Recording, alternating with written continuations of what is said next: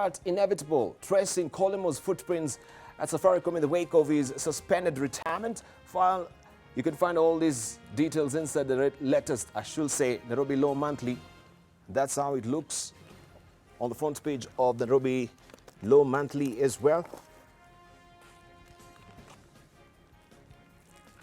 So you can grab a copy before you head on to your newsstand this morning.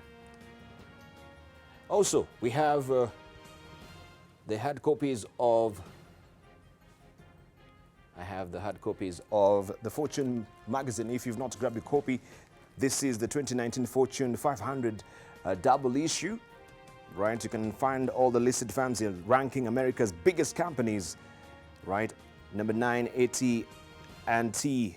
That is all covered inside page 40 of the Fortune magazine. This is a double issue. Also, we do have the Forbes magazine for you as well. This is a billionaire once again. This was last month, but I have this CEO. This is the latest edition of the CEO magazine. Who really makes the best CEO? CFO and COO or CMO? Right, and you can see here on the front cover of the CEO magazine, this is, of course, Jeff Bezos, the reason behind his $145 billion smile. Find all the details inside.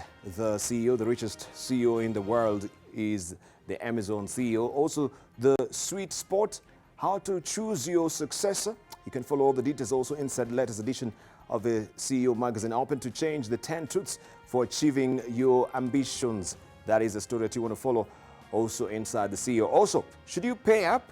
Dealing with cyber criminals. Find all that inside the Innovate segment inside the CEO magazine as well. So make sure you grab a copy of the latest edition, I should say, of the CEO, and the latest edition of the Nairobi Business Monthly, and the latest edition also as well of the Nairobi Law Monthly as well. But let's go back to the front page of the Daily Nation. This is your splash today on the front page. Storm over CBK's dirty money. That is what we have as a splash today. Section of leaders demands withdrawal of new currency. That is what we have on the front page of the Daily Nation. And this story also leads to a top story this morning, where politicians allied to Deputy President William Ruto believe the directive to recall the 1,000 shilling note by 1st of October is targeted at President Kenyatta's deputy, that is Dr. William Ruto. The MPs who accompanied Ruto to a funds drive in Kiambu daringly welcomed the directive, declaring that the 4-month period is too long and should be effected immediately. Wameingiza siasa. Wanadhani tuko na magunia ya pesa kule nyumbani. Ile miezi 4 ambaye president amesema hata inaweza songeshwa ikuwe mwezi moja au miezi 2. Ndio tukikuja kanisa tena biaza miezi 2 tupeane pesa, hakuna Kenya watatuambia. Kuna watu wengi wamekuwa wakisema ati Dede Nyoro ako na pesa mingi sana na magunia kwake nyumbani. Sasa mimi nasema hata hii muda ipunguzwe pia, ikuwe kama siku 2. Financial year serikali huanza July 1st. Kama ingewezekana hiyo directive Mheshimiwa Rais aseme ianze Julai tarehe 1. Kama ingetoka jana, hiyo pesa ndio leo tungetumia hapa kwa mchango. Kwa sababu tunataka hiyo pesa. Hiyo pesa ingine tulikuwa tunabeba hata kwa mchango inakuwa kubwa sana. Tunataka hii ikuwe ndogo, ndio tukibeba badala ya tutoe mchango milioni 1, tukue tunatoa milioni 5 na milioni 10. Kwa sababu itakuwa inatoshea na tutabeba. Sasa gunia zikuwe mingi. In the morning, National Congress leader Musalia Mudavadi has asked the CBK not to extend the deadline for submission of the old notes. Mudavadi has also warned Kenyans against being used to launder money following the introduction of the new currency. He spoke even as a section of ODM leaders asked the CBK to reconsider the use of a statue bearing the image of Mzee Jomo Kenyatta. I would also urge that the central bank must be very vigilant, or the financial managers must be very vigilant, because people are going to try and rush to engage in cash transactions. Be very careful. He might come and say, I want to buy your car for cash. I might want to buy your land for cash. He's transferring his problem to you. Katiba ya Kenya imesema hakuna kuweka sura ya binadamu, awe ni sura ya binadamu mwana Kenya ama kutoka nchi fulani, ama sura ya sanamu ya binadamu iziweke kwa fedha, lakini zile fedha ambazo zilitolewa rasmi jana na rais zina picha ya hayati mzee Jomo Kenyatta. Those notes must be recalled and done afresh. If they want to put KICC, and it is iconic, we have no problem with it. But look for the side where there is no face of a human being. Now, opinion is divided over the move by the Central Bank of Kenya to demonetize 1,000 shillings notes or 1,000 shillings notes in the next 4 months. While some experts see the move as a sure way of stopping illicit accumulation of wealth, others say the move is likely to have a very limited impact, as the targeted individuals may move their ill-gotten wealth to other forms of property. NTV's Brendan Wanga has more on this. All persons have until October 1, 2019 to exchange those notes, after which the older 1,000 shillings banknotes will cease to be legal tender. The shockwaves caused by the announcement during Madaraka Day celebrations continue to reverberate across the country, but experts say the real impact of the declaration will begin to be felt in the coming days. There will be a rush towards the heavy consumption. And indeed, this now will spark growth of the Kenyan economy through consumption, which is also very dangerous. Many of these people will rush into consuming lavishly, and this, in a way, will lead to a case in question where this money will be chasing very few goods and services within the economy, and that ultimately will push up the prices. That rush informed by the knowledge that in just 120 days, the old 1,000 shilling notes will cease to be legal tender, rendering them useless. It is a move that the government hopes will be the silver bullet in the fight against graft and the campaign to stop the flow of illicit money. But not all economists agree. The idea is to make sure that you put pressure on those people who hold illegal reserves of 100,000 shillings, over 1,000 shillings, Kenya shillings note, by escalating its expiry. And if you escalate its expiry, you'll shrink the ability. Some of them will find themselves with money that they cannot distribute or bring back into the legal system, and therefore they will lose that value. It's interesting in theory, but it hasn't been demonstrated in practice, and my fear is that it probably will not be successful here too. The decision to target the 1,000 shilling note also very deliberate. A majority of those who have hoarded money in their houses or bankers have opted to use a 1,000 shilling note because it's not, in total, the total summation, it will not be in bulky. The 1,000 shilling note is preferred with easy storage. Kenya is going down a well-beaten road. Several countries across the globe have employed similar methods of tackling graft with varied levels of success. The latest country to go this route, India, and Kenya has lessons to learn from this particular case. People who launder this kind of money in huge forms have political power, and they are connected to the financial system. So whether they filtered it in through the banks or whether they filtered it in through their buying other property, in India they actually went in and started buying gold because gold is big in India. And so they'd be able to transfer it from one form of property to the other. But while this move is targeted at those holding large sums of money in their homes, it is also likely to impact even the common man. All the chamas, where the members distribute money in cash, all those table bankers and everything else, all of them would have to bring it, and they have up to, if it is 1,000. While the jury is still out on the effectiveness of the move, at least on the anti-graft platform, there are those who are convinced that the stringent Financial and Banking Act's requirements will make it difficult to move large and accounted for sums of money from the infamous home vaults to the formal banking systems. Besides that, they insist that it will also help the government nab tax defaulters. Brenda Wanga, NTV. Of course, also that story by Brenda Wanga acts as a segue to our discussion this morning. And the question of the day, which we are asking you this morning, so that we can also have you chiming in on this discussion: do you think the demonetization of existing banknotes will help wipe out money laundering? Do you think the demonetization of existing banknotes will help wipe out money laundering? You know the drill. You can hit us on Twitter. AM Live NTV is a Twitter handle. AM Live NTV, our profile name on Facebook, and 20686, our SMS portal. Once again, do you think the demonetization of existing banknotes will help wipe out money laundering? That is a question of the day. And we have our panelists who will be also engaging much later in the course of the program. And also, make sure you grab a copy of the Daily Nation for you to see what this is all about. Storm over CBK's dirty money order is a splash, as I mentioned earlier. Portrait question. We have Article 231, subsection of the Constitution, indicating that currency issued by CBK may bear image that depict or symbolize Kenya or an aspect of the country, but shall not bear the portrait of an individual. All right, I can just read out from the Constitution itself. Here it says that is 231, subsection 4, where it says that notes and coins issued by the Central Bank of Kenya may bear images that depict or symbolize Kenya or an aspect of Kenya, but shall not bear the portrait of any individual. An Act of Parliament shall provide for the composition, powers, function, and the operation of the Central Bank of Kenya.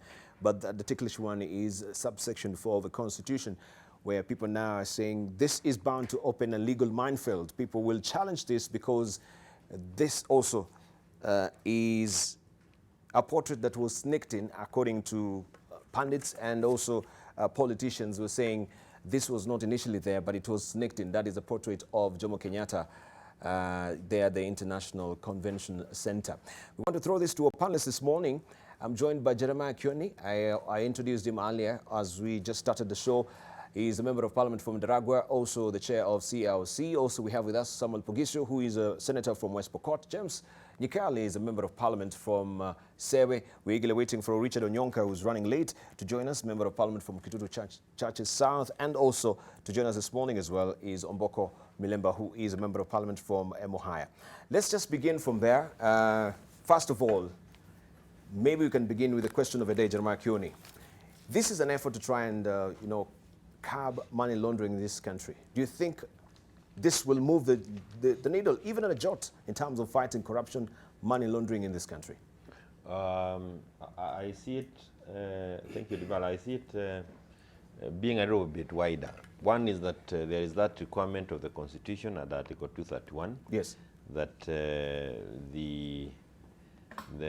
we needed to do new banknotes. That was provided for in our Constitution of 2010. And what CBK is trying to do is to implement that aspect of the Constitution or that requirement of the Constitution. And they are entitled, and they should have done it a little bit earlier. It's good that they have done it now. As to whether the money, as to whether it will help in perhaps dealing with the money laundering issues that we have in this country, I think it will. Many of us have, or quite a number of us had argued that this needed to have been done a little bit earlier. Because once you have new banknotes, we are made to brief. And my committee had a session with the EACC. And EACC confirmed that there are people who are moving heaps of money in their car booths. They have a lot of cash money stashed in their homes in various places, some in the garage, others in the ceilings and the rest. But it is easier to deal with this issue by just making sure that the currency that some people may be holding back in their houses is not useful going forward. And again, we have now the timelines. And I believe that Debarl, answering your question, this is one of the ways that would help us deal with the issues of money laundering. Of course, new methods will be devised, and we have to continue being innovative. We have to continue fighting crime and fighting all these vices in the society. It's not a one-off thing, but this is a thing we needed to do at this point in time. Mm-hmm. So we have Jubilee or members saying that this is targeting, the deputy president, and because they say that some of the monies are stashed away in their residences, even the members of parliament. We've just had that particular clip, that this is actually crafted to target the deputy president. Let's hear from Samuel Pogisho. Well, thank you, Debarl, and good morning. Good morning. Of course, just following from what my colleague has said. First of all, this is money which was it's in constitutional order for it to be printed, new currency, and I think it had been done over time. The only thing is that I'm sure the money has better features, of security features, and hopefully it will be difficult to counterfeit. I hope so. It will work. I think it will do the purpose of dealing with money laundering, especially when it comes to cash laundering, money in cash, which become a problem in this country. And I don't know. I really don't think that members of parliament, anybody, should think it's targeting anybody. It's targeting money, which is in cash. So it's not meant to target anyone. And those who claim they'll be targeting them, then they just change the money into new currency. It will be, I'm sure it will not be a problem, changing that money into the new currency. You can see already, Debarl, that... So already it will defeat the purpose of actually money laundering, because you can actually convert this to, maybe dollars or the new currency as well. Yeah, but it's in cash, so yes, you'll at least be seen carrying it somewhere, going to change. And I've seen that maybe because of that announcement, you've seen already somebody was moving cash towards in a government car, county government car. It's yeah. A driver.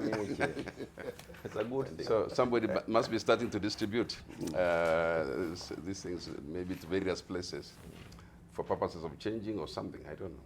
But anyway, what I wanted to say basically is, looking at what was got in this vehicle, which is by a driver, you can see how much cash is in the hands of various people within counties, and you can see how county cash is spent. The people who carry money all over in cash, and so if that can happen in the county, you'll see. In fact, if you monitor any of these county officials, every day or every week, they're moving out with cash. That is, where is that cash coming from? It means it is so easy to launder cash in this country that we must do something about it, and I think this is the beginning of beginning to address that issue of money laundering. As for the portrait, I think this is not a portrait. I don't know how you define a portrait, but anytime you take a picture of KICC, you'll have to take that. You have to take that. It's a statue. I think there's a difference between a portrait and a statue. If, for example, you want to deal with portraits, like the way it was before, was actual portrait. So you're telling me that the angling of a camera, if you take the KICC building itself, you have to take the that statue. The building. But we've seen many. The building. That's not a statue. I mean, the statue is part of the building. It's a stone part of that building. It's not a paper part or anything. It's a stone part. But I cannot argue for the people who chose that. This signifies the famous conferencing facility in Kenya. So it's under tourism. And I mean, if you want to show KICC, remove KICC if you don't want that stone, that part. So from your assessment, this is not a violation of Constitution? I wouldn't interpret it that way. It will not be. Because I'm sure when the final print of this currency came out, I'm sure all sorts of legal aspects have been looked at. And people who don't like to see that particular picture have a problem, because it's not a portrait, it's not a picture of the person. So that is debatable. Whether it's a portrait, it's a picture, that is will come to the public lexicon as well. Dr. Nikal, maybe we can hear from you as well. Well, let me start by asking the question whether it will help in reducing money laundering. I think it will help. Yes. I think it has been done before. In India, I think Prime Minister Modi actually went on. That one, they didn't change the currency. They just removed the largest currency and said it's no longer legal, and people were given time, to take the money back, and they would get the lower currency in exchange to equivalent amount. So it has been tried somewhere else. Two, we have to also look at it in terms of the other regulations we have. Right now, if you are going to transact money, cash, or in any form that is more than $1 million, you have to explain where it has come from. So I think it's giving us opportunity for those who have large amounts who are going to exchange it to the bank to be asked, okay, good, you've come with it, but show us how you have accumulated it. So to me, put together with that 1 million requirement explanation for the source of it, I think it's going to go a long way. But we also are aware that there are people who have a lot of money, large currency, large monies in cash in their homes. We see that when they go to Harambee, they bring it out. We've seen that even now somebody has been caught with 1 million shillings in the back of a car. So obviously this will go a long way in helping. And I think it's something that should have been done much earlier. As to the portrait, the Constitution says the face of a person. Now, whether that also includes the face of a statue, the only thing I can say is that they have subjected the process to legal interpretation, which probably should have not been necessary.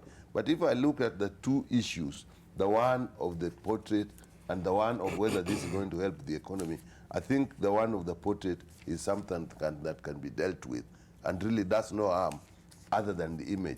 But we should not do something that subjects a process to legal interpretation, because some people will say, is it a portrait of a person or is it a portrait of a statue? But I think that's something we can resolve in time easily. To me, what is important in this process is actually the limitation that this will bring. I'm very convinced it will help in money laundering. And people who are going to change their money in large amounts will have to explain to us how they got it. But how will you exchange? Do you think also people? I don't think they're that naive to actually take a huge chunk of money, a tiny sum of money to the bank to try and exchange. Of course, they can actually dole out this to family members, relatives, in small denominations and try and change, isn't it? Right? Let them, but at least they have to worry about the large money they have. And two, whatever you do with these monies, eventually, if you bring out a large money, it will eventually go back to the bank. And somewhere, the bank may have to question. If suddenly a large number of people start coming with just 1 shilling less than 1 million, and there are very many of them, whereas the law says less than 1 million, but it will start to give you details on the people you can check on. We don't take it on the basis of just that act itself, but it also opens ways. We have, this country said, we can do lifestyle audit. I think lifestyle audit will also include the amount of money you are handling. So if you start handling large sums, 900,099, and tomorrow and tomorrow and tomorrow, and you can also track people who are doing just below. So if all this is put together, the 1 million shilling rule, being cautious in the bank, as how people in the banks, as how people are moving money, and who. And as you are saying, if they are relatives of certain people, it will start to be clear. So I think it is a good thing to attempt to do, and I think it will have some effect. So legal challenges, what I want to know, you say that this portrait in any way does not showcase a face of someone as well. It is actually a statue. So this is the call for it to be actually, or the move for it to be recalled is naive, or it's actually premature? A couple of things here, Debarl. One is that we should not lose the bigger picture. And the bigger picture is the issue of money laundering in this country. Just like my colleagues have said, if we make ourselves, if we lose that bigger picture and start quarreling on the issue of the portrait and the name or the picture, again, we will have gone back to our petty politics.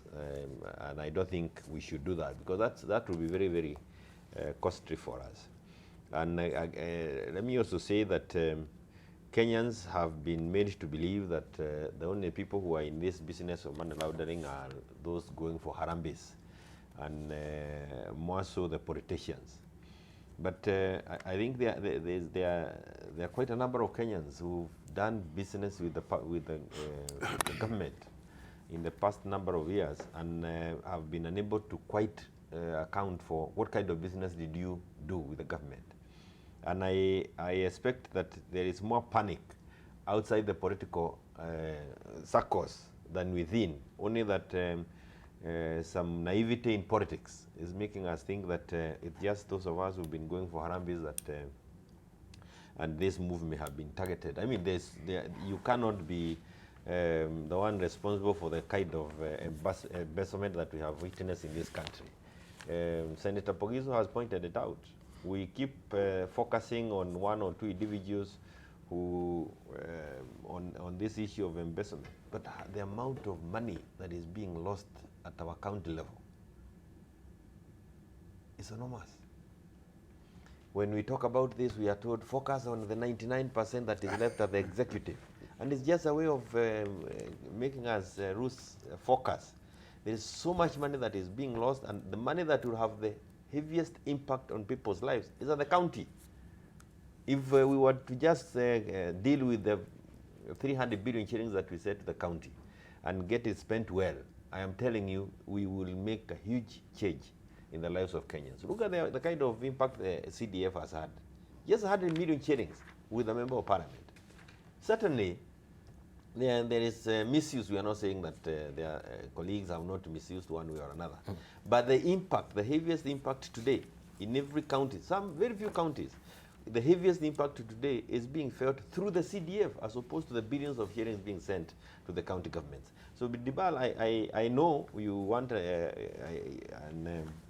let me also say this. This is still one of the many steps that have been made by the government. Remember, the Court of Appeal, I believe, made a ruling that if you cannot be able to account for the amount of money that is in your account, or how you purchase particular assets in this country, given your income, your known income, then you must forfeit those assets to the state.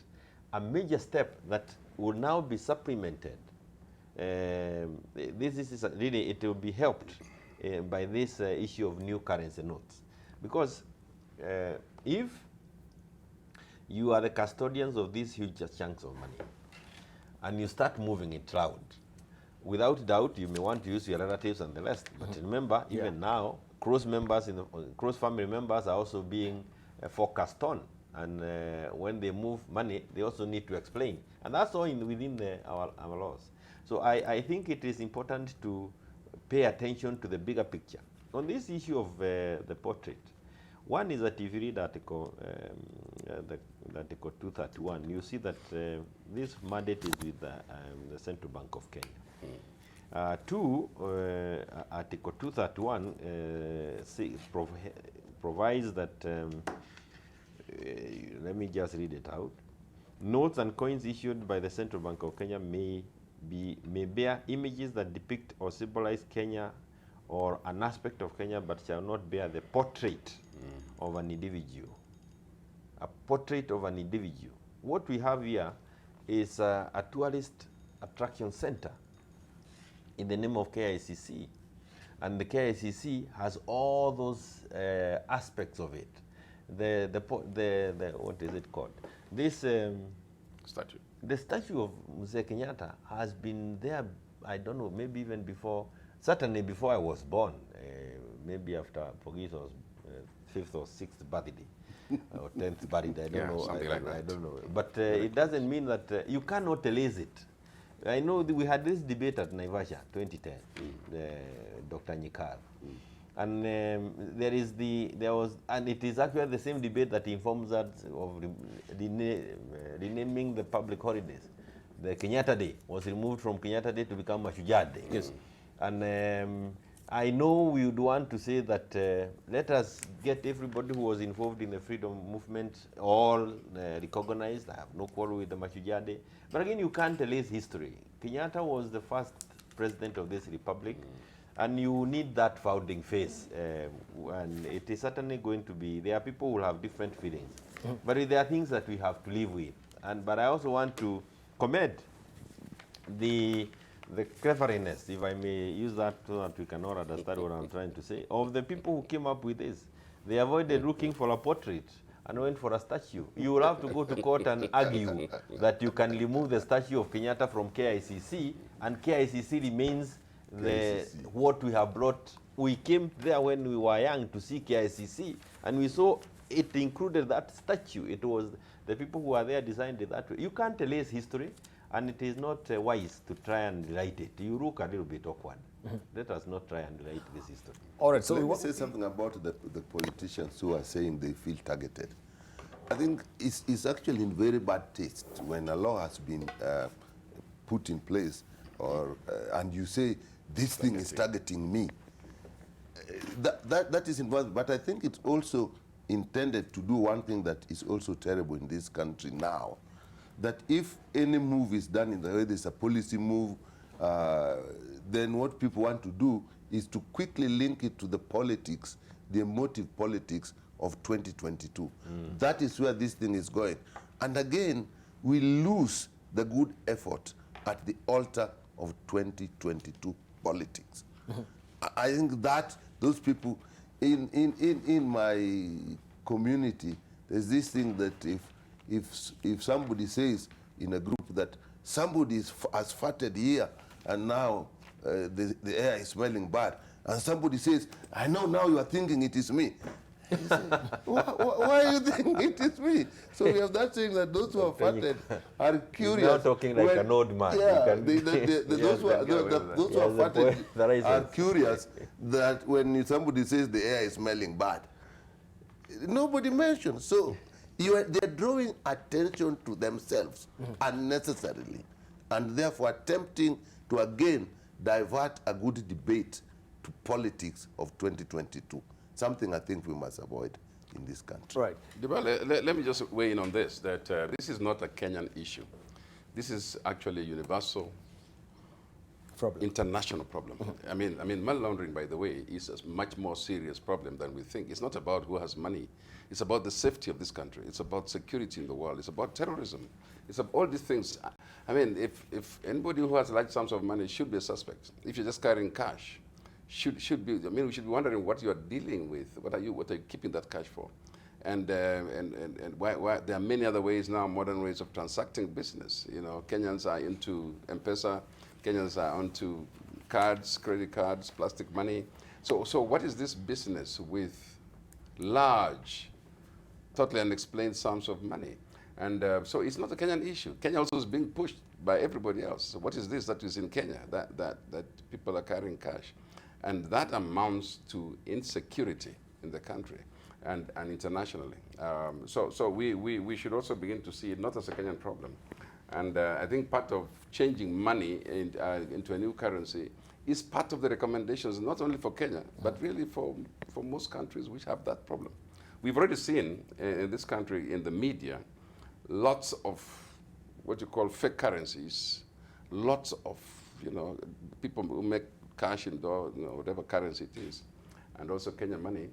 And so changing the currency, which is probably more secure, with more security features, is good for everybody, even for just the ordinary person, because you don't know the kind of money you have, whether it is real or fake. But now if you change it to this currency, before they begin to counterfeit it, you have a security and safety of your money. So I don't think we should really look at it as though it's targeting individuals. It is an international affair. But let me just put one last. We are worried about laundering, and the question now is, if you're bringing to the bank more than 1 million shillings, explain where you have got it from. Now, if you allow people to then go and put a large amount of money in some function, and then at the end of that function, that money is now legal. That function alone will legalize that money. Yeah, because it's wash it. Because now when you go to the bank and you say, where did this money come from? We had an Arambe, and this is the money we got. Yes. Now, the money is now legal. You therefore must go back, if you have a question, and say, okay, those who took it to the Arambe, where did they get it from? But Nyika, let me caution you that this will not sort out any political issue. And any person, this is more of a criminal thing than political. Any person trying to think that he will benefit from this politically, or there will be an adversary or your competitor who will be punished by this on a political, it is likely to, you are likely to fail, and I would advise that you look quickly for another strategy. I think the only way that that can come into play we have a bill that is on the table, not yet through the mills of parliament, and there is a graveyard of parliament somewhere. Once it comes out and it is on the floor, this bill provides that for you who is receiving the money, you must disclose also the sources of funds. You must put this money into an account, and how you even spend the money, it must be accounted for. And you go backwards. Those who give you money because they are good, charitable Kenyans wishing you well, we also need to know who they are so that they can be given tax rebates. Until we have that kind of a law, as it is now, you will not sort out. I agree with you. You actually just answered my question, that we must go back and say, this money was brought to the Arambe, where did it come from? Now, if you're providing for that law, I'm game. That's what we should do. It is coming. But my worry is, you know, what you do when in politics, we are all in politics, you find something that is easy to mobilize people around. And there's this around that I'm being targeted, playing the underdog, playing somebody who is being tormented for nothing. To whip up the sympathy of the To whip up sympathy. And so that you do things that are morally questionable. Thank you. People must not be allowed to do that. But don't allow Nyikao to get away with it. Yeah, without this. You'll trying to hit the other one, avoid it. Do other politics. Thank you. Stop hitting at that. It will not help you get married. Fine. But in this one, they started it on themselves. Thank you. We'll take a short break right now. When we circle back, of course, we continue with that and more as far as politics is concerned. Also, if you've missed the dailies of last week, we'll be running that by you also on the split screen as well for you to just get a look of what was actually holding the headlines last week. But we have a few tweets as we're taking a break right now. Odinga Fanuel saying money laundering is for politicians, their friends, and those who fund their campaigns, period. Also, we have Robi. The new currency was supposed to take effect in 2010. Why are we using it to fight corruption instead of implementation as per the new constitution? We'll be reading more of them on the other side of the break as well. Don't go away, but this is a question of a day as we're taking a short break. Do you think the demonetization of existing banknotes will help wipe out money laundering? Do you think the demonetization of existing banknotes will help out money laundering? Hit us on Twitter. AM Live NTV is a Twitter handle. AM Live NTV, our profile name on Facebook, and 20686 our SMS model.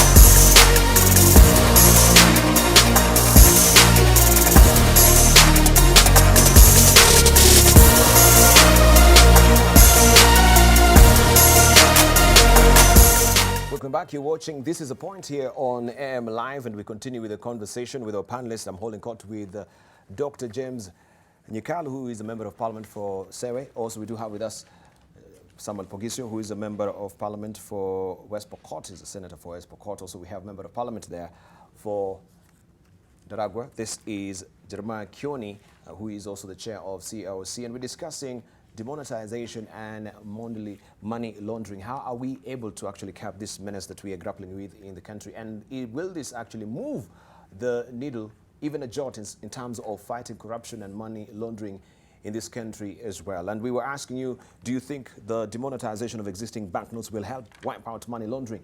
Do you think the demonetization of existing banknotes will help out to wipe out money laundering? Hit us on Twitter, AM Live NTV is a Twitter handle, AM Live NTV is a profile name on Facebook, and 20686 our SMS portal. Now we want to hear, how will this affect wananchi directly? We've had experts saying that this is bound actually to raise the rate of inflation in the country, because there will be so much a slash of funds actually coming to the public as well. Let's just hear from our panelists this morning as we're winding up on it, and also we shall be reading some of your comments and discuss a raft of other issues as well. Also remember, if you missed your dailies last week, of course, that will be running concurrently on a split, and just to keep you up to date of what was happening last week as far as the headlines are concerned as well. Let's just hear from Jeremiah Kioni on this. When it comes to affecting wananchi directly, how will this happen? One of the things that I think it's more of being aware and cautious than perhaps the effects that you have. But I expect that those of us who are holding huge chunks of money in the 1,000 denomination would want to quickly empty it into the market. So we will be seeing a lot of money or a lot of items being purchased, and that will have its own impact on the economy and the persons moving when you go to buying things. I would expect that to see people also resisting to get the 1,000 shilling note. You are saying this is going off, give me 500. So I hope that the bank also will have printed enough of the other denominations, because you don't want to have the baggage of explaining your 1,000 shillings note from where. Yes. So I think it is maybe good practice for those of us who will be receiving these purchases. If you are selling something and you are trying to receive money, you may want to avoid the 1,000 shillings note. So I really don't, if it was, other than for the fact that the 1,000 shillings note must get out of circulation within the coming 4 months, I think, that will create some pressure of some sort, and I'm sure it has its own economic implication. But this other one, the 500, 200, 150, is a thing that will go with us until all the money gets back to central bank and it is swallowed, if I could use that language that is understood by all. So there isn't, it's not meant to have quite some negative impact, but this 1,000 shillings note will have some impact, and perhaps for good reason, because again, it's a sacrifice that we must make, because if we are to deal with the issue of corrupt money that is already being held by individuals, if we are to deal with the issues of money laundering, this must be made to move and move quickly. And certainly, there may be, like somebody has said, too much money chasing too fewer goods, and that has the impact of has an impact perhaps in terms of inflation. Right. Well, let me pick from where Kioni has left, supporting what he has said. There is going to be, of course, apparently, and I don't know how this law becomes selective. Apparently, there are banks or bank managers or owners who somehow manage to bank these monies for people. I don't know whether the law is really very stiff on banks. Apparently, it's like there are people who just either bank at night, or I don't know what time they bank. There is apparently money still get out in large quantities.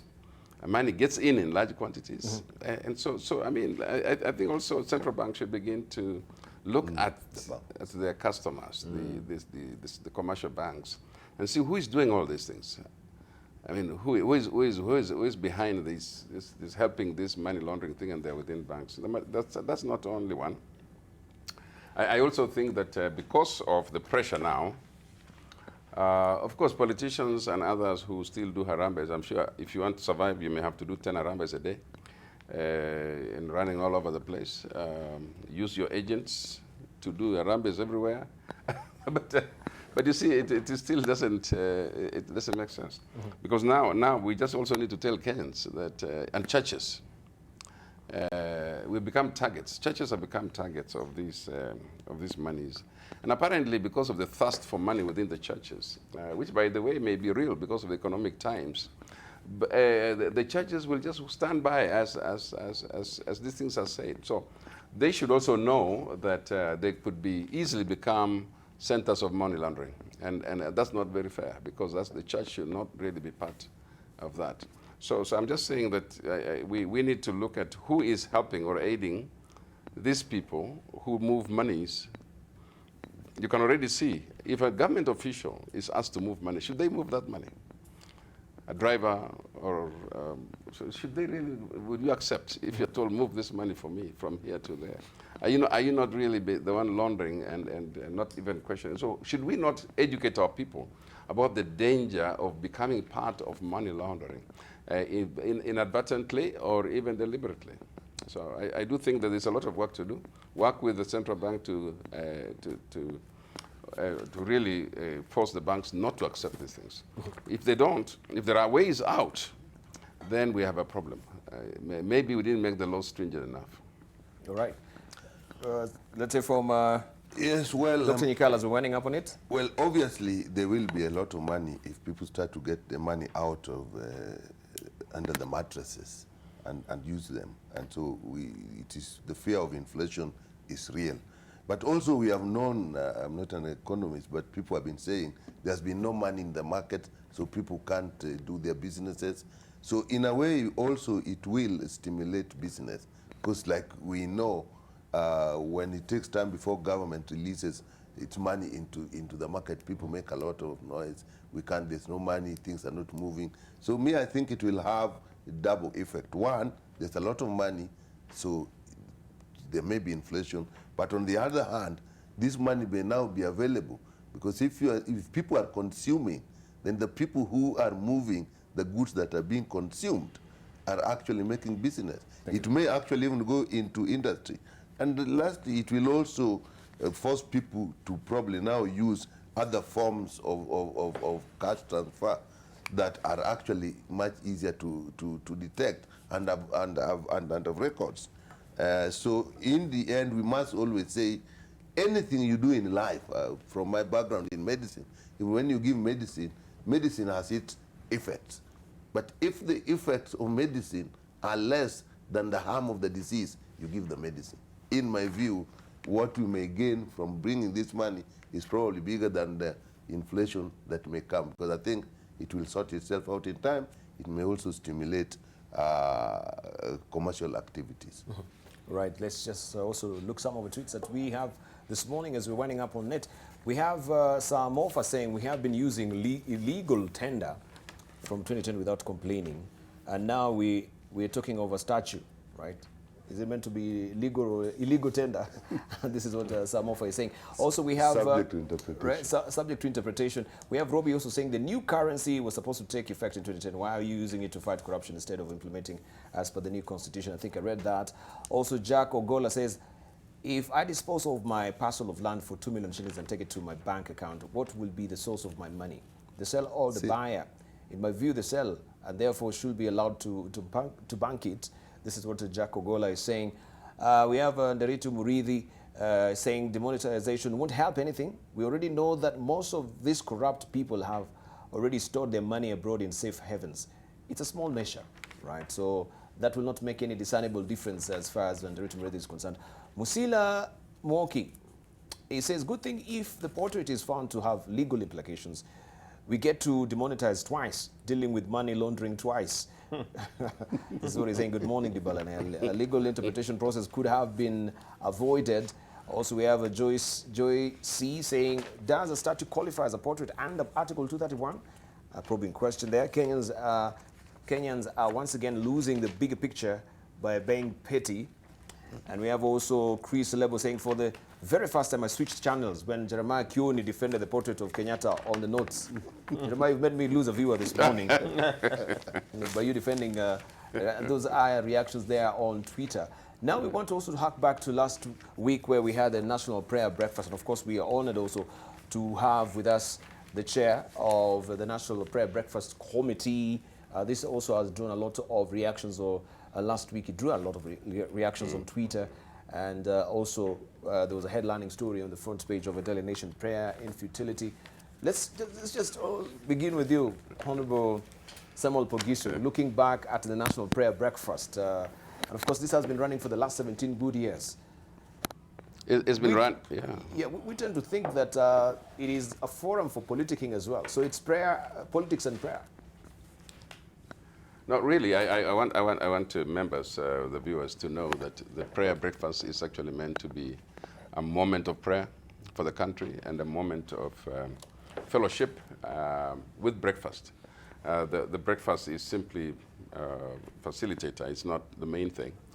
But you bring people to a meeting very early in the morning and you give breakfast. But the idea is to now, there is a problem because anything which has politicians in it will be politicized. And the prayer breakfast should not have been politicized. But from you as a chair, do you think this particular prayer breakfast has been politicized over time?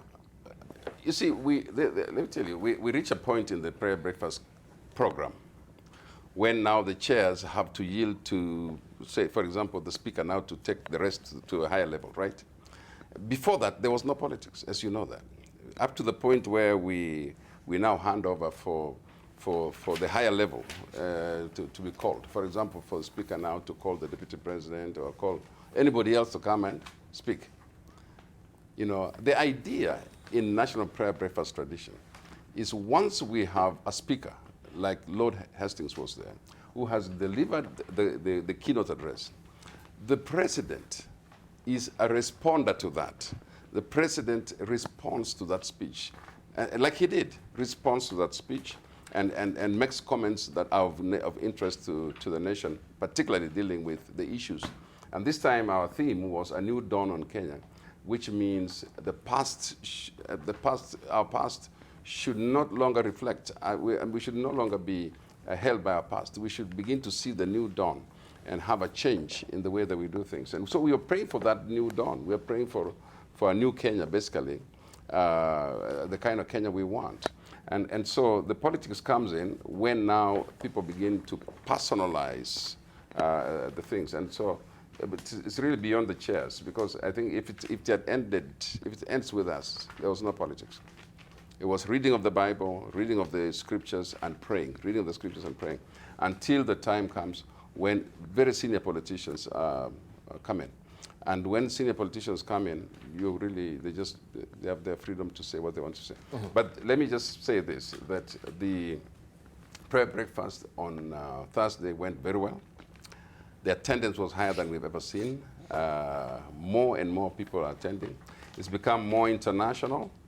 We don't program the protocol part because it is beyond us sometimes, who speaks and says what. We don't write speeches for people. It's very open. But we communicate that, please, let it be a uniting breakfast. Let's bring Kenyans together, not a dividing breakfast. So once you come out of the breakfast divided, then you think that was the aim of the breakfast. No, no, no. The aim of the breakfast was to be like last year, where there was a hug, you know, and that story of that hug became international news. And everywhere we went, we were told that was a great thing. So we expected this year that it would be a follow-up of the same, with Kenyans coming together to shake hands or to greet or to hug. Now, a small thing happened there that I think maybe brought the tension. But I tell you, that was not the idea of the breakfast. The breakfast must bring Kenyans together. The breakfast must always be seen. Even those who are saying we should not have breakfast, the breakfast has brought Kenyans together. It's the one moment when Kenyans are glued to their television and praying along with us and committing us to God.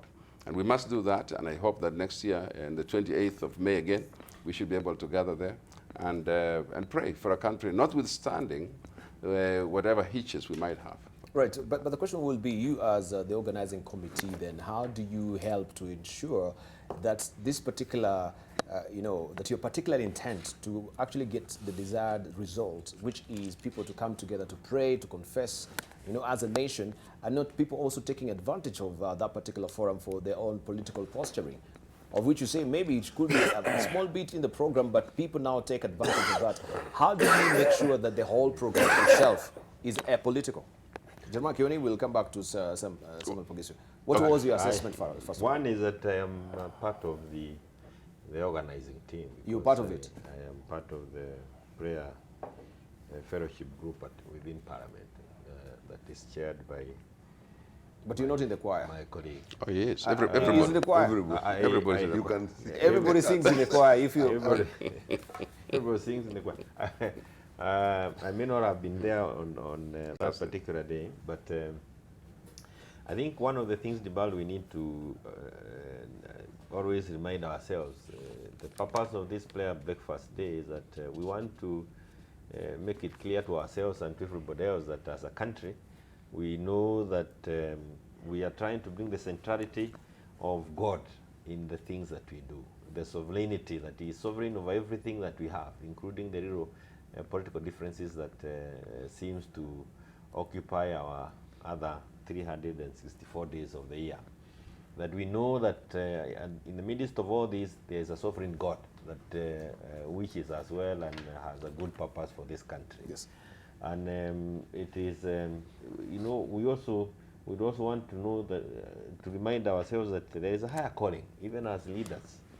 And as we engage on the day-to-day politicking, there is a higher calling. And when we are serving humanity, we should always know that we are serving, it's God that we are serving, all of us. And that is why we find ourselves Christians, Hindus, Muslims, everybody coming together to have that oneness of mind.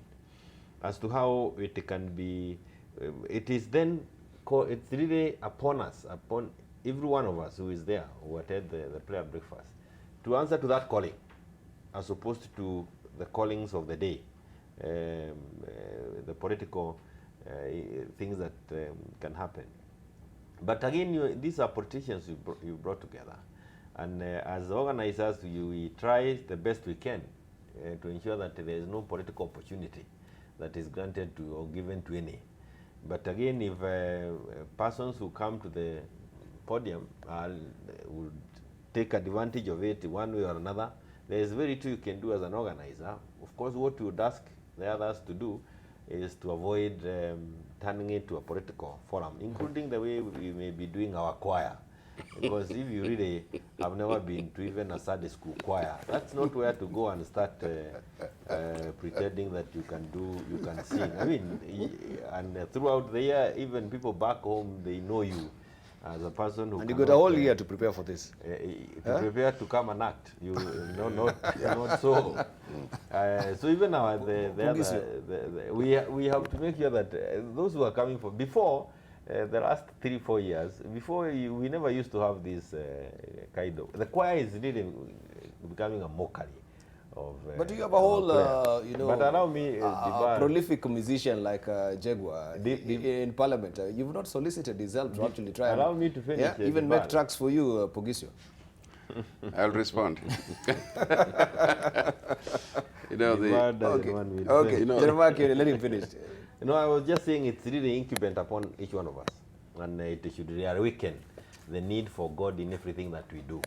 And we are trying to get ourselves as, you remember even in the Bible, it requires if my people come and play, it's provided for in the Bible. Yeah, yeah. If we were to come together and play for a thing as a nation, God will hear our prayers and He will forgive our trespasses, our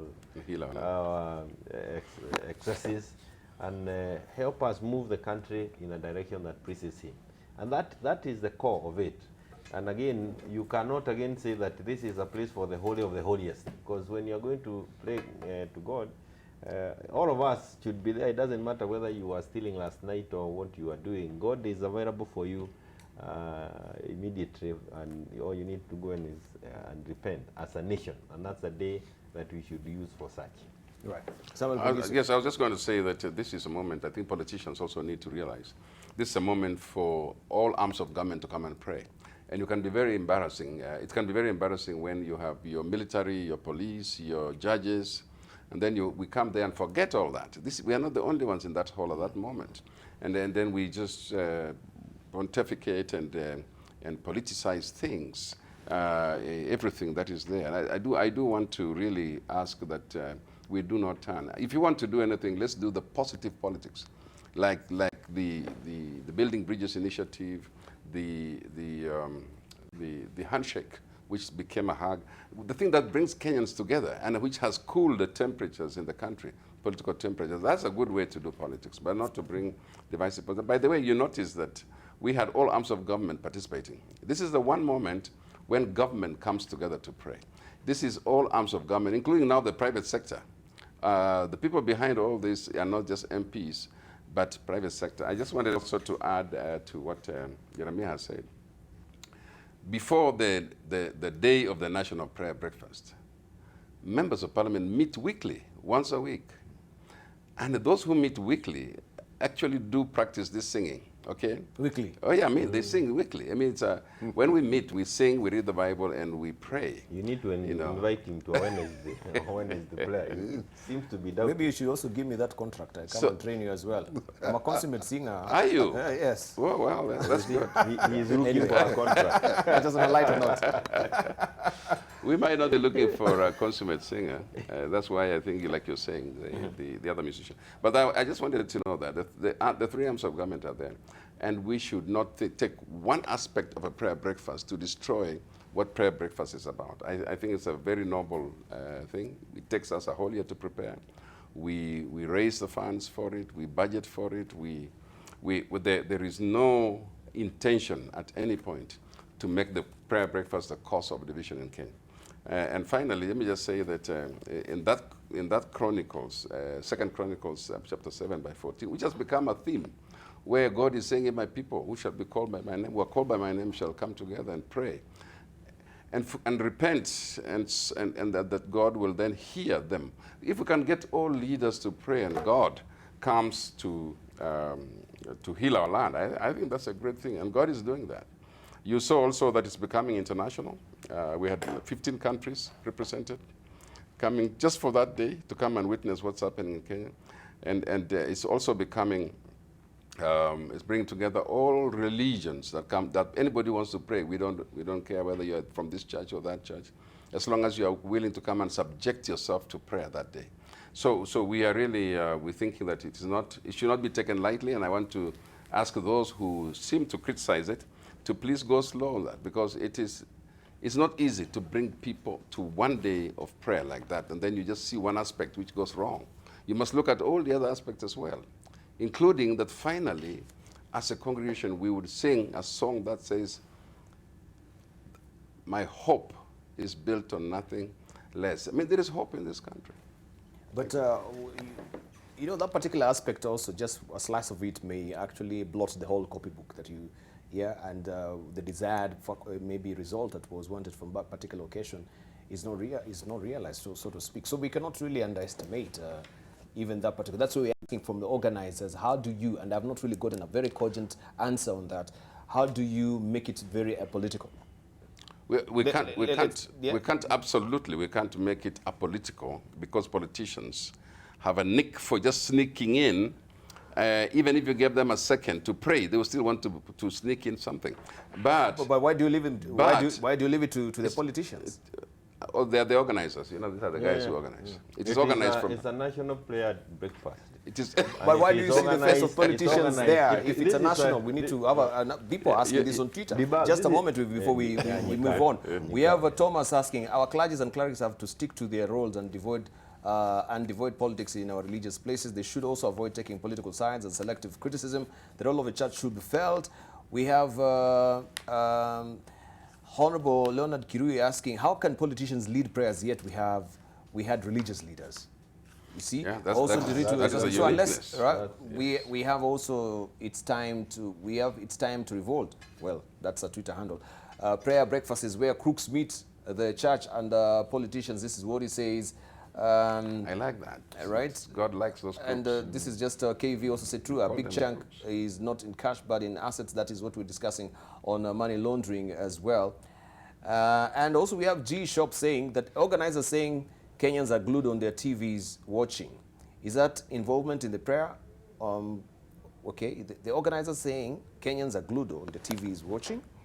Is that involvement in the prayer? Why not hold it in Uhuru Park for all to attend? This is also someone who's asking this as well. Let's hear from Dr. Jikao. My view is that this is a good intention, and I think it has been on for some time. But what is coming in is that politics is coming in, and in my view, may actually derail something that is good. And why do I say it is good? Spirituality, in my mind, is what distinguishes human beings from animals. If you look at all religions, whether you're a Christian, whether you are a Muslim, whether you are a Buddhist, all people are seeking is the relationship between each other as dictated by, in the beliefs, by a higher being. So you are looking, how do we solve disputes? All religions go about that. How do you relate with your neighbor? How do you take care of those who are disadvantaged in society? How do you share? All these things is actually in religion. And that's what distinguishes us from animals. So any person who says they doesn't believe in religion and spiritualism is actually cannot live in a society. And therefore, in my view, what we really need to do is the organizers should actually just look at the protocol that goes in there. And I think it is possible even to discuss with the high-ranking politicians that go there the mode, and what form it should take and what message it should. I believe that there is a higher being. If you don't believe in that, you will then believe that there is nature. So the things that happen, it is not us, say politicians, that actually makes it happen. We observe, particularly the professionals, observe how nature, or if you are religious, God has created the world and how nature interacts. So that if you understand that, as is in Genesis, where say have dominion, then you can use that knowledge to better the human beings, the state of the human beings. And it's not only human beings. If you go in Genesis, it also says to look after the world, all the other things that are in the world. So I think spiritualism, religion is something that should be encouraged, because that is the only time that we reflect and look at ourselves. Myself, because in my view, in many disputes, the biggest person to really conquer is yourself before you get to try and conquer the other person in a dispute. And it's only in religion that you start by saying, me, what is my role in this, before I go and look at the others. So anything that promotes that search, individual search, as to what am I doing, how am I doing it, which religion promotes, should actually be encouraged, particularly for leaders, because we affect the lives of people in such a profound way that if we do not search ourselves and look at our intentions and look at how we relate to each other and look at how we become role models for and shape the future, if it is devoid of religion or any belief at all, then we are really in trouble. I therefore think it's something that should go on. The organizers can look at how to remove politics from it. Yes, I think that's all that can be done.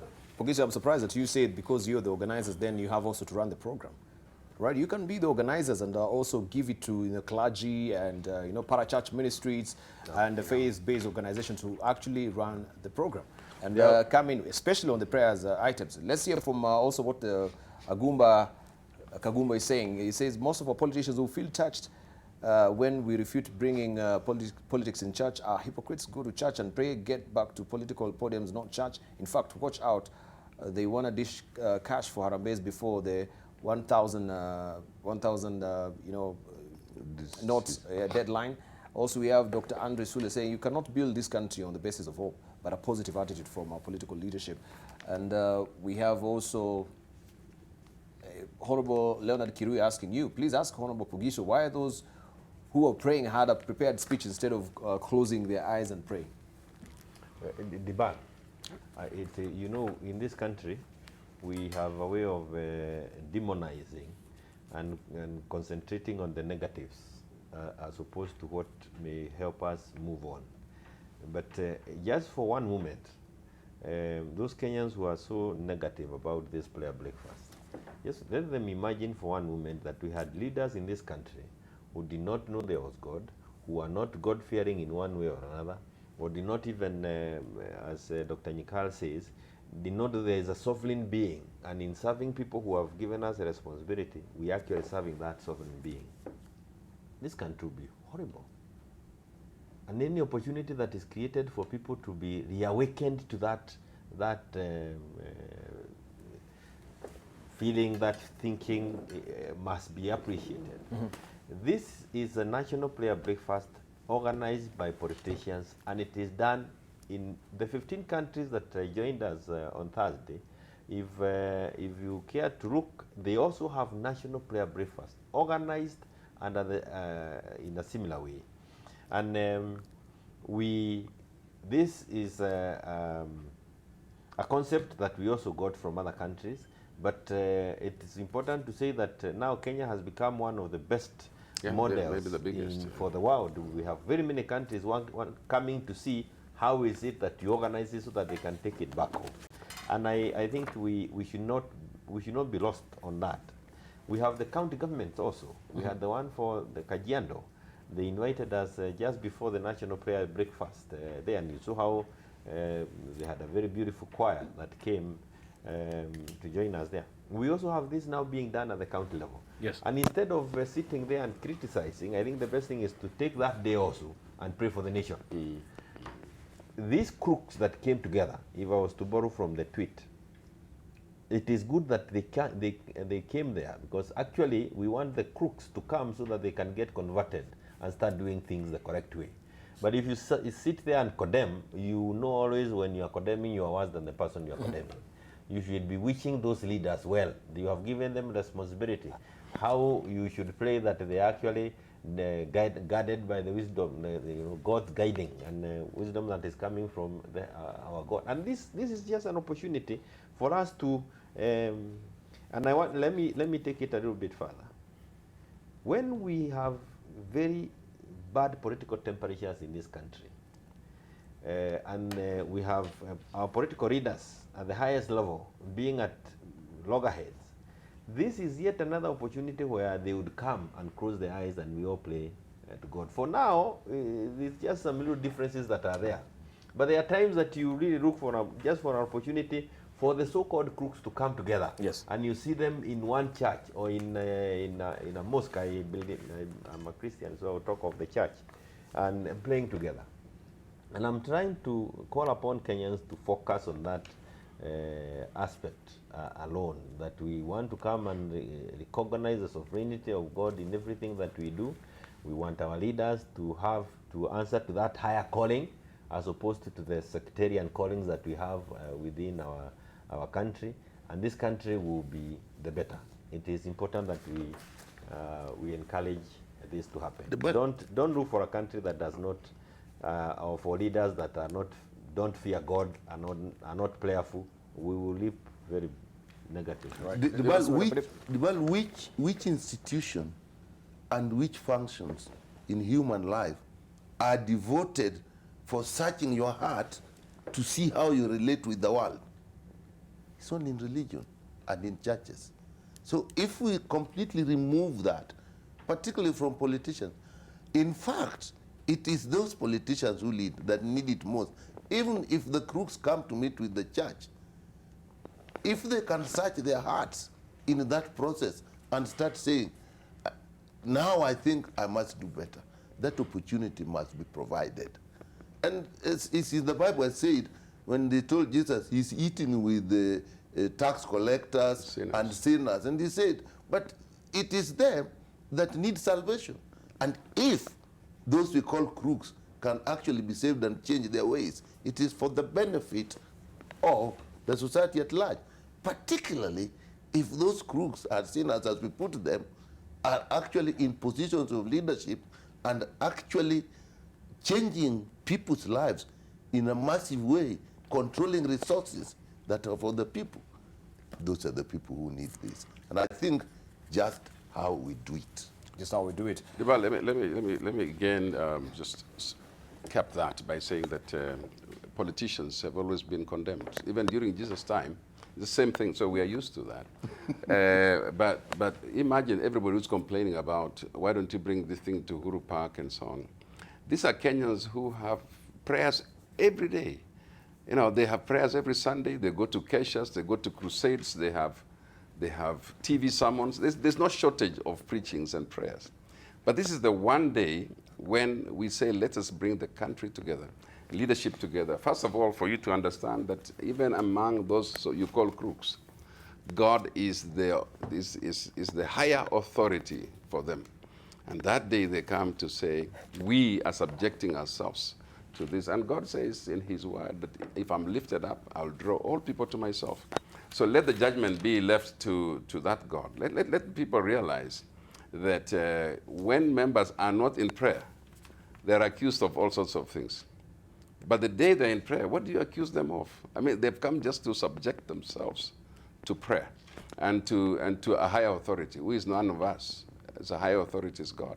And so it is, and it's not only politicians, by the way. So I just hope that members, I heard one of the sermonettes that day was asking people to understand. Though we're asking members here that, you know, the people in Kenya to realize that we are not perfect people. If we were perfect, we would not be wanting to subject ourselves to that. We are imperfect, like you, like everybody else. Jesus would sometimes receive people at midnight. Yes. But, you know, and he would deal with it because these are people who are not perfect. Right, but of course the whole point, we really do appreciate the salutary effort that you make as parliamentarians actually to convince this particular prayer breakfast. The only aspect that people maybe are taking, you know, particularly interest is the issue of stakeholders who, you know, organize this. I mean, how wide is it? Because many of them say, we are not consulted on this. You're actually the parliamentarians who are really running the show. We know we normally have a forum even on Wednesday, and you invited also clergy. But how do we widen the scope, right? That even media should actually participate on this particular forum as well. Yeah. I just want to let you know that media participates. How so? Oh yeah, I mean, in what way? As media, of course, you're the people who broadcast for us that day. Yeah, we do come, but and you do come to attend. Yes. And so you're invited. For once. But the pivotal day, which is actually the material day, not before the material day, you have. Is it a consultative forum? We have what you call the national conversation. Yeah. National conversation. Yes. Do you think this national conversation, that's a bigger one? It's very open. It's very open. Yeah, in fact, but we're never given any invite. You're most invited. Everyone is invited on that day. It's very open. Just come because the issues actually are raised that day, even before the day of prayer. So when we commit the day of prayer, it's because of issues which have come out of the national conversation, and we commit those issues to prayer. So it's a very organized thing that on the day before we have minds, people coming to Kenyan minds coming to discuss.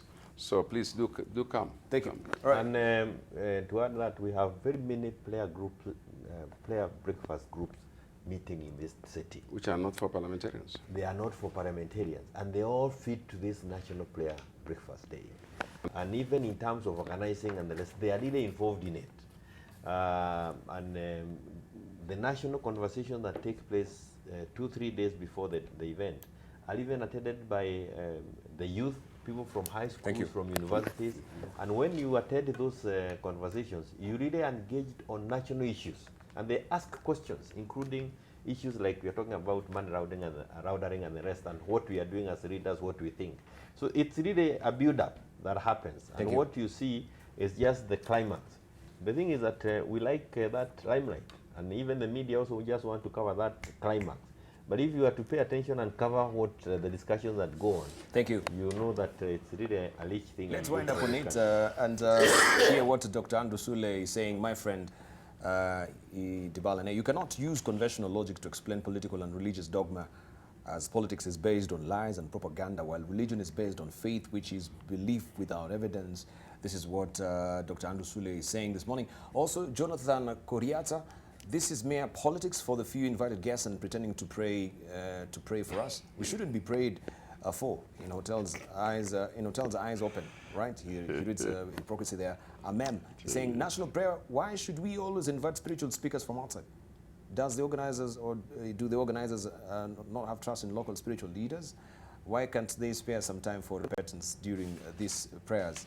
That's another question. For repentance during the particular occasion, we never see this particular slice of time given for that particular intent to actually repent.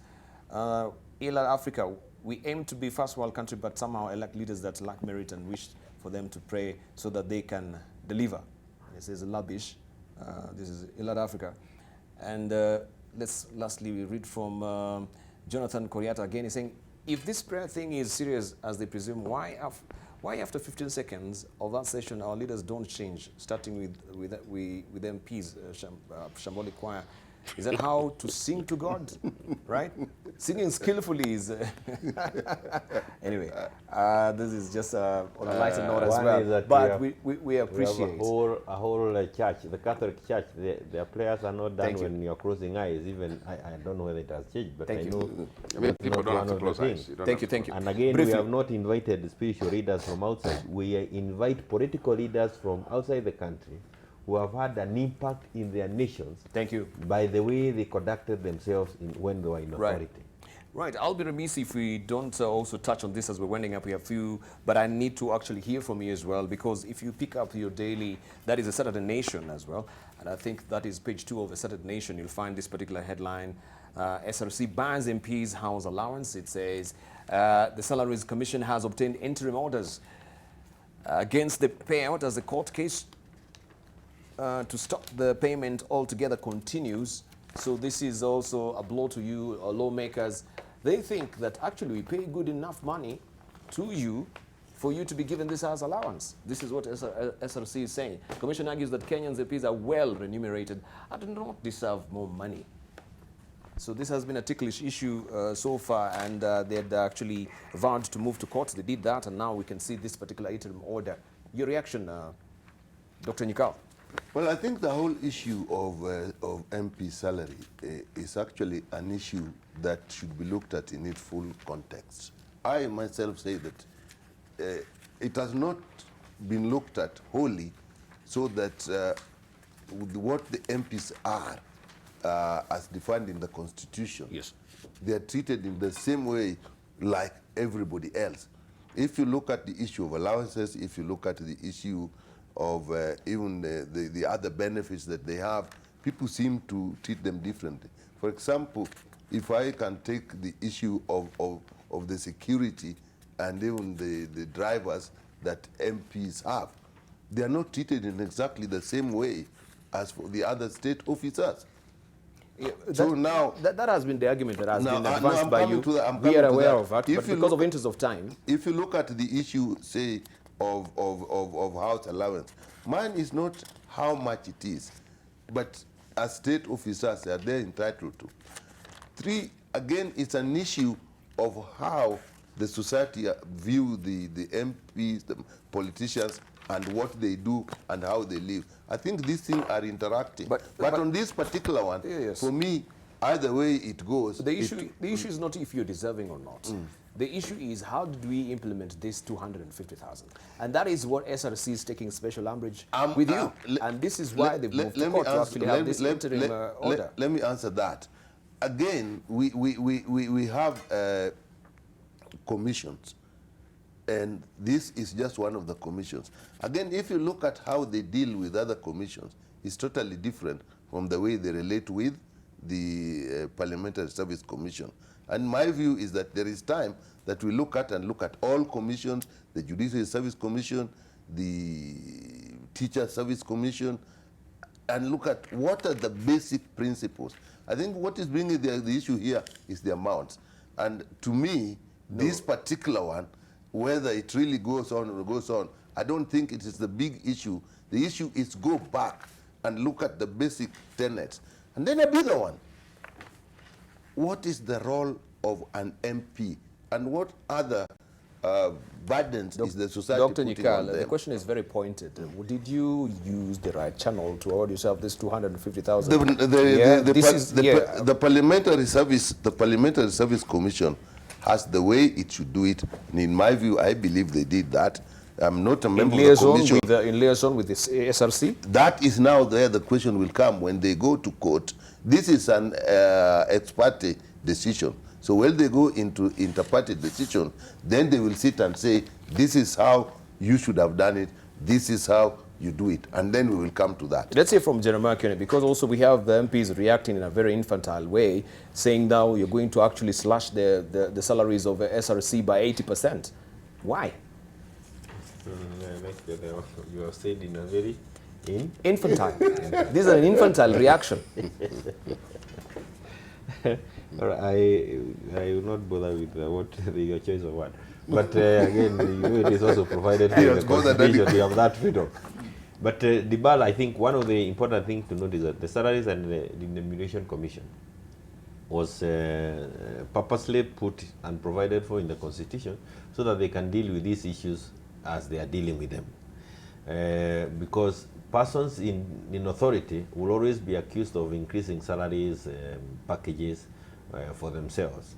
And it is for that reason that those who drafted the Constitution thought it necessary to have an institution that can always check on this. And the Salaries and Commission is now doing what is expected of them. And they should not just focus on politicians or the parliament. They should be looking at all other public servants, so that at no given time do we find that even the commissioners themselves are having perks that cannot be explained. And it's a good thing. The fact that they have gone now to court to challenge what was done by the Parliamentary Service Commission, again, is a good thing. The matter is before the judiciary.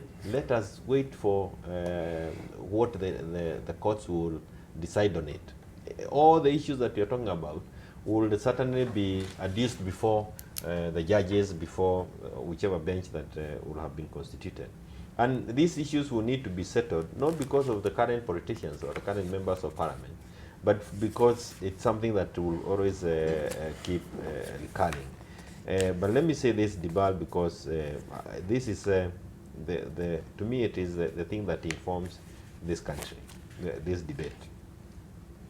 There is always that kind of one thing that those people you have elected, whom you have given responsibility, are not, so to speak, are like they are suffering.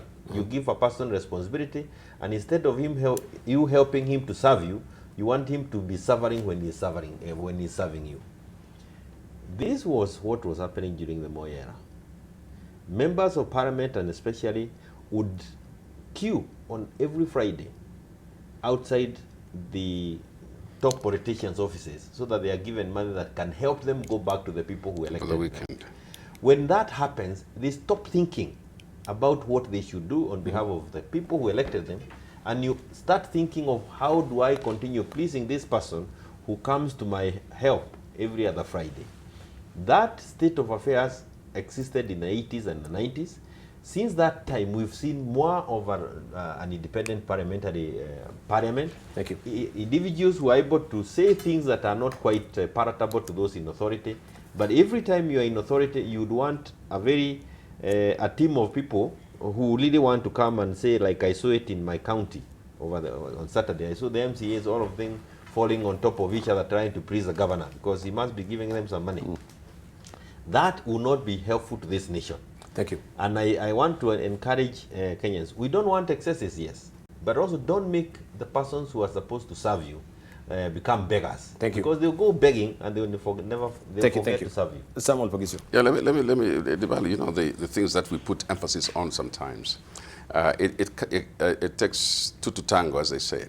And the SRC themselves, the way they handle this matter, also they sensationalize it so much that the people think that we are always discussing our salary. That's not the issue. We are also under authority.